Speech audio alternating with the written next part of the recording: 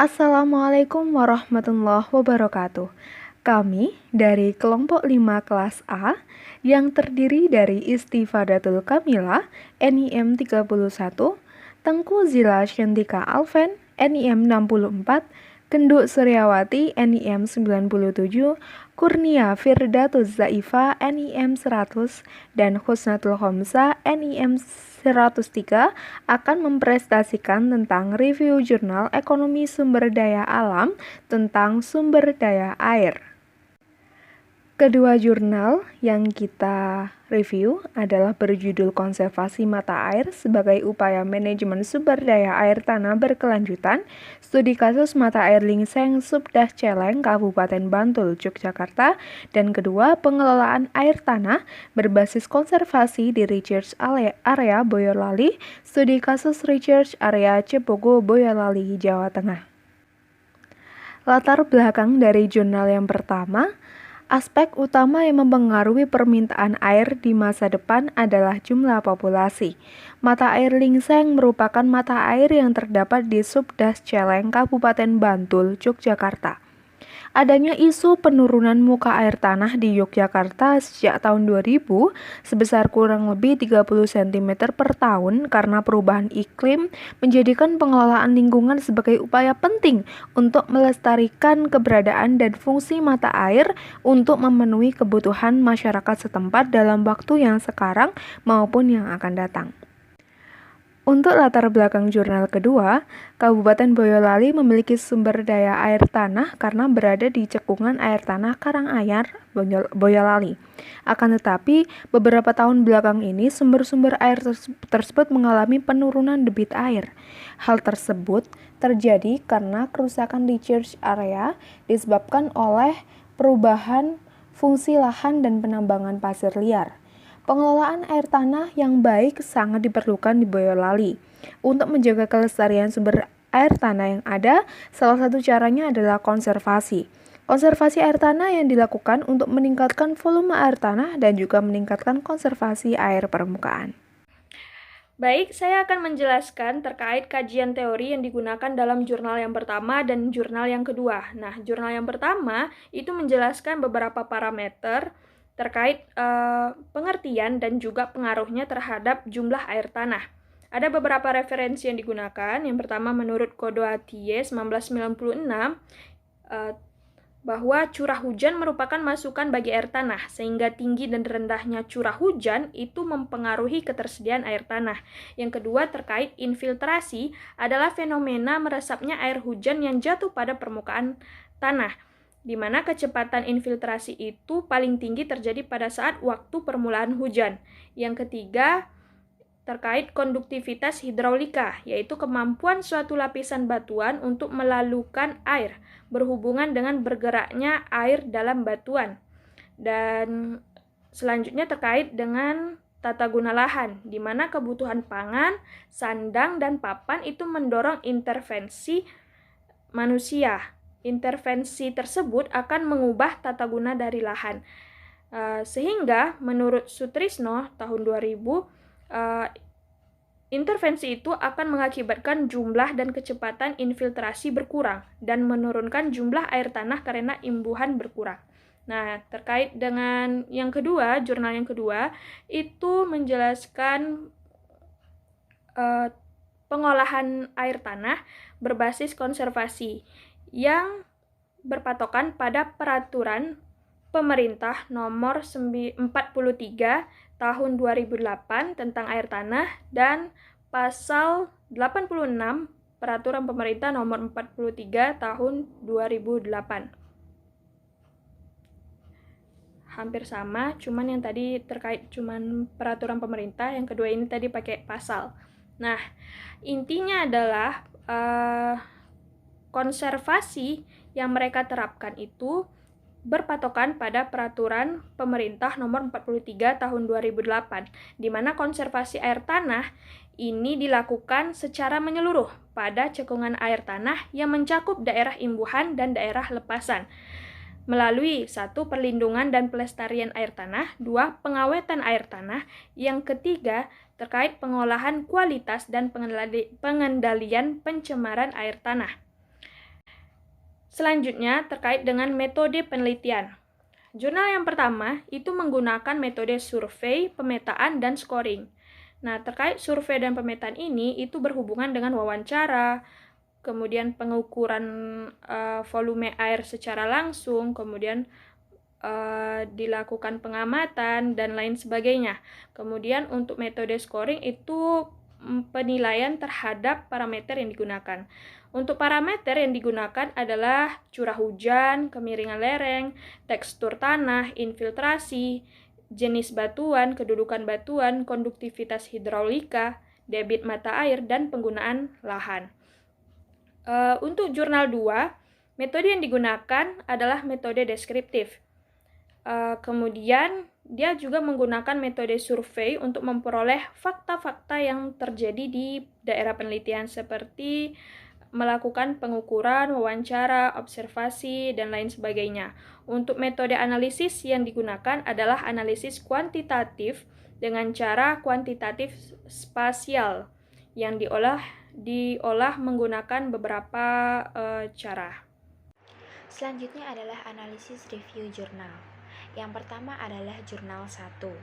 Daerah penelitian memiliki iklim agak kering. Debit atau ketersediaan air tanah dipengaruhi oleh tinggi rendahnya curah hujan. Pada bulan Juni sampai Agustus, curah hujan lebih tinggi dan debit mata air relatif kecil. Sedangkan pada bulan November sampai Februari, curah hujan relatif rendah dan debit air relatif besar. Kemiringan lereng akan mempengaruhi laju infiltrasi dan laju limpasan air. Laju air yang masuk dalam tanah akan berpengaruh pada fluktuasi debit mata air. Daerah penelitian ini memiliki bentuk lahan asal yang termasuk denudasional dengan satuan bentuk lahan perbukitan denudasional. Semakin miring lereng, maka akan semakin cepat laju air. Maka dibutuhkan penahan air, misalnya pohon, agar air dapat menyerap ke dalam tanah. Pada daerah penelitian didapat hasil laju infiltrasinya di bawah 0,5 cm per jam, yang termasuk pada kategori sangat kecil untuk skor tekstur air tanah liat. Pada penelitian ini, konduktivitas hidrolika bagian akuifer bercelah atau sarang dengan nilai yang dihasilkan adalah 10 liter per detik. Debit mata air pada penelitian ini kurang dari 10 liter per detik. Penggunaan lahan akan mengakibatkan jumlah dan kecepatan infiltrasi berkurang dan menurunkan jumlah air tanah karena imbuhan berkurang. Selanjutnya adalah analisis review jurnal 2. Potensi sumber mata air tanah di Kabupaten Boyolali adalah cukup besar. Hal ini dimanfaatkan untuk keperluan irigasi dan sumber air bersih pada PDAM. Daerah penelitian Kabupaten Boyolali masuk dalam sistem akuifer yang dikenal dengan nama Cat Karanganyar Boyolali. Cara yang akurat untuk metode penentuan daerah imbuhan dan lepasan air tanah pada cekungan air tanah adalah menggunakan data kependudukan atau kedalaman muka air tanah. Recharge area Cepogo Boyolali menunjukkan bahwa sumur yang dibuat di daerah imbuhan mempunyai muka air imbuhan yang dalam, dan semakin diperdalam sumur tersebut, makin dalam pula kedudukan muka airnya. Permasalahan terkait tata guna yang dominan di Kecamatan Cepogo adalah adanya penambangan pasir di beberapa wilayah dan perubahan pola tanam masyarakat. Saat ini banyak warga yang meninggalkan etika untuk menjaga lingkungan. Misalnya adalah warga lebih banyak memilih bercocok tanam dengan memotong kontur daripada terasering. Akibatnya adalah pola ini rawan akan terjadinya erosi. Selain itu, aktivitas penambangan galian C akan berdampak pada pengurangan luasan recharge area pengging. Konservasi perlu dilakukan untuk melestarikan air tanah. Di Boyolali sudah pernah dilakukan kegiatan inventarisasi dan identifikasi kondisi mata air. Contohnya adalah pembuatan sumur resapan. Next, selanjutnya di sini saya akan menjelaskan terkait evaluasi review jurnal. Jurnal pertama di sini berjudul Konservasi Mata Air sebagai Upaya Manajemen Sumber Daya Air Tanah Berkelanjutan, di mana studi kasus di mata air Lingseng, Subdas Cialeng, Kabupaten Bantul, Yogyakarta, di mana arahan konservasi yang diterapkan pada daerah penelitian sebagai manajemen sumber daya air tanah berkelanjutan, yaitu menggunakan metode vegetatif, di mana metode vegetatif ini dilakukan dengan menyimpan cadangan air pada saat musim hujan, yang kemudian akan digunakan pada saat musim kemarau, dan dapat pula dengan mengurangi beban saluran drainase karena volume genangan air yang berkurang, serta dapat menambah debit aliran dasar dan mata air yang merupakan sumber utama aliran, di mana teknik konservasi tanah dan air secara vegetatif dalam bentuk pengelolaan tanaman berupa pohon yaitu tanaman tahunan maupun tanaman setahun yang dipadukan dengan tindakan konservasi tanah dan air. Dengan pengelolaan, daerah penelitian memiliki kemiringan lereng curam antara 14-20%, maka digunakan sistem multistrata agrosilvicultur, di mana metode agrosilvicultur ini merupakan kombinasi antara komponen atau kegiatan kehutanan dengan komponen pertanian, di mana komponen kegiatan kehutanan ini meliputi pepohonan perdu, palem, dan juga bambu. Selanjutnya, jurnal kedua di sini berjudul Pengelolaan Air Tanah Berbasis Konservasi di Research Area Boyolali. Studi kasus Research Area Cepogo, Boyolali, Jawa Tengah. Ketentuan mengenai pengelolaan kualitas dan pengendalian pencemaran air tanah dilaksanakan sesuai dengan ketentuan peraturan perundang-undangan di bidang lingkungan hidup, yaitu menurut peraturan yang masih berlaku. Pada pasal 86 PP Nomor 43 Tahun 2008, pemerintah sesuai dengan kewenangannya melakukan pemberdayaan kepada pemilik kepentingan untuk meningkatkan kinerja dalam pengelolaan air tanah. Maksud para pemilik kepentingan ini antara lain aparat, pengelola air tanah, pemegang hak guna pakai dan hak guna usaha air dari pemanfaat air tanah, asosiasi profesi, asosiasi perusahaan, pengobaran air tanah, dan kelompok masyarakat. Pemberdayaan diselenggarakan dalam bentuk penyuluhan, pendidikan, pelatihan, pembimbingan, dan juga pendampingan. Berdasarkan pembahasan tersebut dapat disimpulkan bahwa persamaan dari kedua jurnal ini adalah membahas tentang upaya konservasi mata air. Perbedaannya adalah pada jurnal pertama membahas tentang penilaian beberapa faktor yang mempengaruhi ketersediaan air tanah.